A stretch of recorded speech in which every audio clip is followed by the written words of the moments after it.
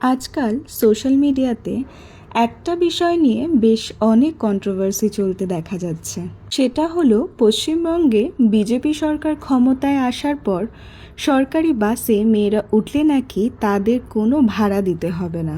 এখানেই সবার একটাই প্রশ্ন, এখন তাহলে ইকুয়ালিটিটা কোথায় গেল? এবার আমি বলি, সব জায়গায় ইকুয়ালিটি কথাটা একেবারে খাটে না।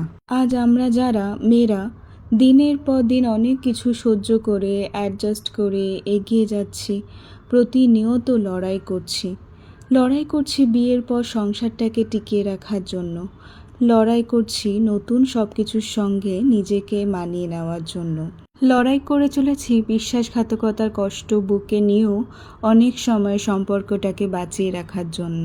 প্রতিনিয়ত মেয়েদের স্বাধীনতা নিয়েও লড়াই করতে হয়, যেমন পোশাক পরার স্বাধীনতা, চাকরি করার স্বাধীনতা, নাচ গান করার স্বাধীনতা, এমনকি নিজের মধ্যে থাকা যে কোনো শিল্পী সত্তাকে প্রকাশ করার স্বাধীনতা নিয়েও লড়াই চলছে।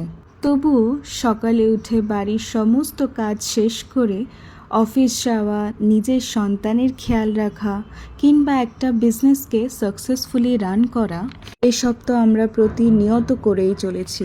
আর সব থেকে মজার ব্যাপার কি জানো, এইসব কাজের হিসাব কিন্তু দেশের জিডিপিতে ওঠে না, আবার কোনো চাকরির পে স্লিপেও লেখা থাকে না। এখনও রাস্তাঘাটে মেয়েদের সুরক্ষা নিয়ে ভাবতে হয়। এমনও হয়ে চলেছে পিরিয়ডসের অসহ্য যন্ত্রণা নিয়েও অফিসে যাওয়াটা কিন্তু মাস্ট। ছুটি পাওয়ার কোনো সম্ভাবনা থাকে না, আর যদি ছুটি নিতেই হয় তাহলে ওই যে স্যালারি থেকে কাট হওয়ার ভয়, কারণ কোম্পানি রুলস তো মানতেই হবে যে, আবার দিনের শেষে টার্গেটটাও কিন্তু ঠিক পূরণ করতেই হবে। তারপর আসে জীবনের সবচেয়ে বড় আর কঠিন সময়, যখন একটা মেয়ে মা হয়। তার শরীরে যন্ত্রণা, কষ্ট আর ভয় 9 মাস ধরে একটা মেয়েকেই সহ্য করতে হয়। তারপর সেই মেয়েটাই একটা নতুন প্রাণকে পৃথিবীতে নিয়ে আসে, সেটা মেয়ে সন্তানই হোক বা ছেলে সন্তান। আজও এমন অনেক পরিবার আছে যেখানে মেয়ে সন্তানের খবর শুনলে পরিবারের মুখ ছোট হয়ে যায়। তাই আজ যদি সরকার মেয়েদের জন্য এইটুকু সুযোগ সুবিধা দিয়েই থাকে, তাহলে ক্ষতিটা কোথায়? এখানে ইকুয়ালিটি কথাটা তো আনাই উচিত নয় বলে আমি মনে করি। এটা হলো সমস্ত মেয়ে জাতির প্রতি সম্মান জানানো, আর এইটুকু সম্মান আমরা মেয়েরা অন্তত পক্ষে ডিজার্ভ করি। কি তাই তো? তোমাদের কি মতামত আমাকে অবশ্যই কমেন্ট বক্সে জানিও।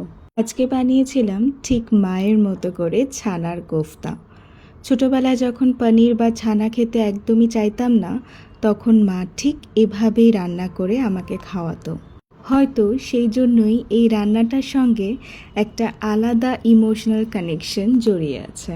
তাই আজ সেই ছোটোবেলার স্মৃতি মনে করেই নিজের বাড়িতেই বানিয়ে ফেললাম সেই মায়ের মতো করে ছানার কোফতা।